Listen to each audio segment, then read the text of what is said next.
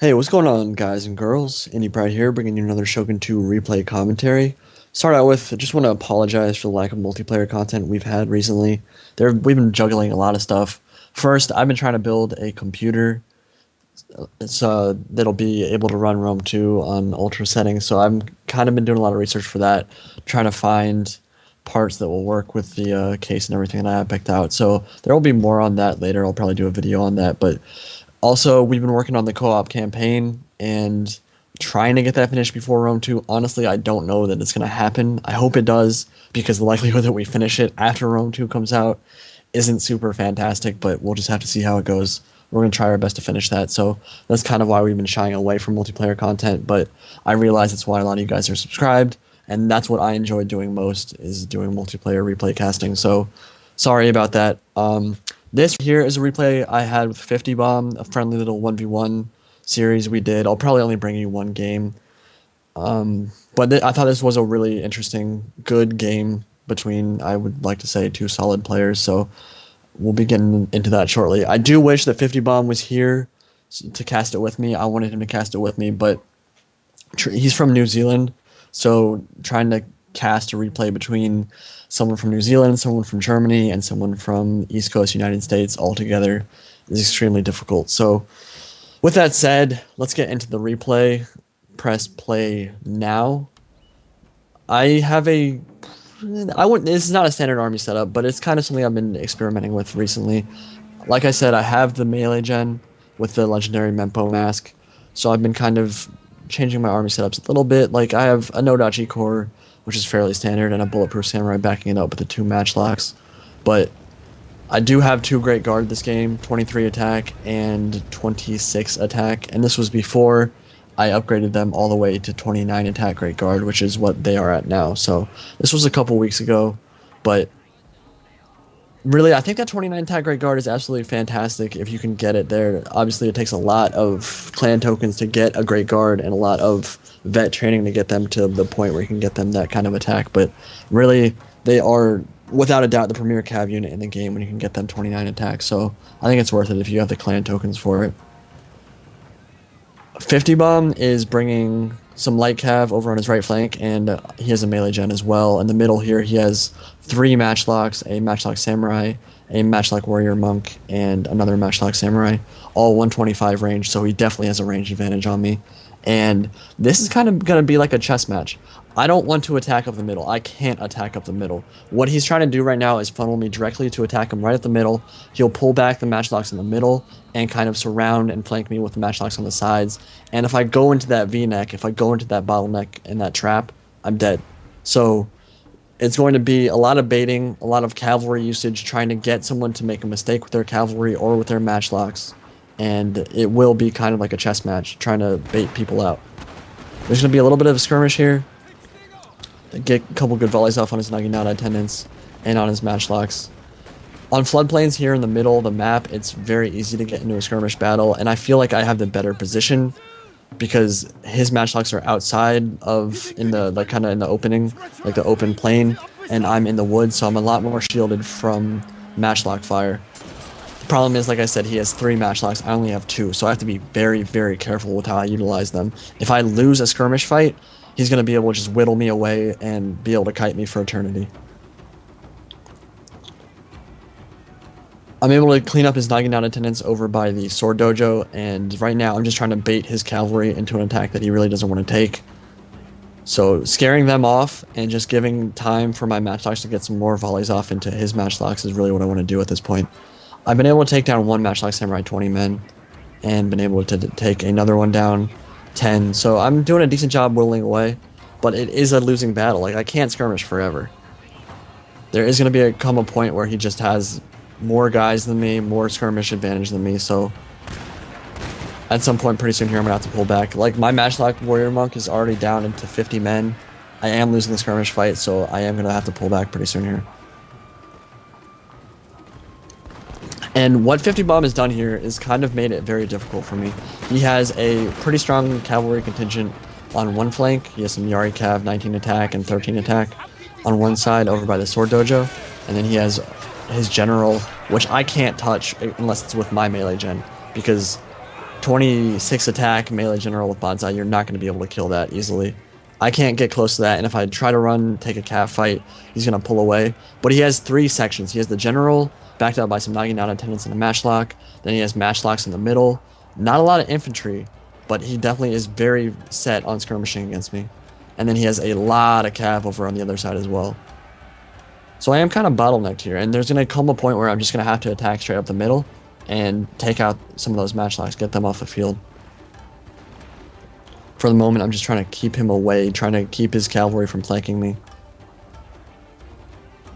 Because especially when you're up against a skirmish kind of army where he's going to try to kite you and hit you from the rear with cav, you cannot let yourself get surrounded, because that's when you're going to lose. And at this point, I'm going to start committing to an infantry engagement. Meat shield with my Yari Ashigaru up front. They're going to take a volley and take the charge from the Yari Samurai. Meat shield properly there. That's all I want them to do. They're not going to be able to stand the fight very long.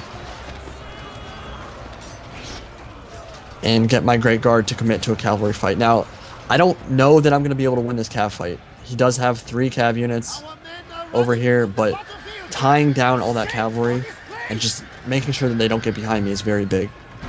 And they are going to be able to do that. It's a great thing about Great Guard is they're fantastic at tanking enemy cav units and just kind of staying in a fight for a long time. I've committed my Nodachis up the middle, and I'm going to flank with my general here. So all these units that he has in the middle here, the Long Yari Ashigaru and the Bulletproof Samurai, I'm going to be able to surround, get my general around with in melee, and kill this Matchlock Warrior Monk off. But while I'm flanking him and surrounding him, he's also doing the exact same thing to me. So I'm going to try to keep my light cav behind my lines and prevent his cav from coming in and doing a ton of damage. Going to turn my matchlocks around as well, try to get some volleys off, but they're really not going to be able to do too much against 2 full light cav units. So I'm able to clean up all the guys that he has in the middle, take out a lot of his infantry, but he still has matchlocks left. So, and really that's what his army was designed to do in the first place. It was designed to kite and just inflict tons of damage with matchlock units. So let's actually pause it right here. 3, 2, 1, pause. And just look at the whole army setup right now and see what's happening. So right here, over by my general, this was actually kind of really frustrating for me, actually. His Long Yari Ashigaru has routed off the field, but they were in spear wall. So they're not actually going to move. There's a glitch in the game that CA still hasn't fixed yet, and they won't, obviously, with Rome 2 only like 3 weeks away at this point, is that Long Yari or Yari Ashigaru and spear wall that route sometimes will just stand like directly where they are and not route off the field. And this means that my general is going to have a really hard time getting out of that little blob that is in there. And like I can still take losses on that spear wall with my general. So that was pretty frustrating for me. You see there like 5 or 6 of my gen unit are stuck in there, and the rest of them are off in the middle of this cavalry engagement, kind of in the middle of the forest here. But at this moment, I feel like I have an advantage. I feel like I have him where I want him, and it's going to completely depend on how I micro my troops. What I want to do is I want to use the few cavalry units that I have left. I have a Great Guard with 13 men and a light cav with 22 men, and I want to tie down those matchlocks, which will allow my infantry to catch up to the matchlocks that 50 Bomb has left. If I get those matchlocks off the field, I win. If I don't, I lose, because he still has a lot of power left with those matchlocks. He has 40 men in one Matchlock Warrior Monk, 57 in another, and 69 in another. And with the morale penalties that set in late game, Matchlock fire, when you kind of have already lost your meat shields, is very, very deadly. And so getting those off the field is the most important thing I can do. So let's press play on 3, 2, 1, play, and see what happens here. I'm going to be able to route this light cav that's in the middle here, but he still has his melee gen, and they still have 29 men left in the unit, so that's a very deadly unit that he still has left. Sending in his Yari cav here. I'm not sure that he should have committed that, and actually it looks like he might pull back, but regardless, they route off the field. And I'm still trying to pull my gen out of this little melee fest that they're in with the Long Yari Ashigaru. And that's kind of a big deal. Like, that's four units of my bodyguard that just can't do anything more in the fight because they're stuck in the middle of that. So that's pretty frustrating. My Banzai Nodachi is going to catch up to his Yari Sam, route that off the field. And yeah, look, like I feel like I have way more units left on the field than he does. The problem is I need to be able to catch up to what he has left, and if I can't do that, I'm going to lose. 50 Bomb's a great skirmisher. He's great at kiting with his units. So if I can't catch up to them, I'm just going to get shot to death. Our men are running from the battlefield. Looking at what he has left, he has a Naginata attendant, 2-3 matchlocks, a Yari Samurai with 16 defense, and a couple meat shields. And I have a Yari Ashigaru, a Bulletproof Samurai, my bodyguard, and the remnants of a couple matchlock units. I cannot tell you how frustrating that Langiriash though is. There's still one of my bodyguards still fighting in the middle of that, and I don't think he's going to be able to get out of it anytime soon. So here I go. Gonna commit to this final fight here. A good volley from that matchlock samurai should be able to clean up this Yari Ashigaru out front, but again, whole point of that is just a meat shield. And one important thing to note is I did not bring Yamabushi Guide this game, so he does have faster units over rough terrain, so he's going to be able to pull back and actually move faster than me, so it's all about getting my cav in to tie up what units he has. So going to commit my gen in here. I was trying to catch that matchlock, unfortunately I was not able to, and I want to push through to kill those matchlocks, but if he turns both his matchlocks to shoot my gen at the same time, I'm in pretty big trouble here, and that's exactly what he's going to be able to do. I don't really have any unit that's capable of stopping his melee gen, besides my melee gen, and yep, I've just taken 2 volleys here. I let my general get too far ahead of my other troops, and he's going to be able to clean it up in melee. And they're off the field now, so that was a huge mistake from me.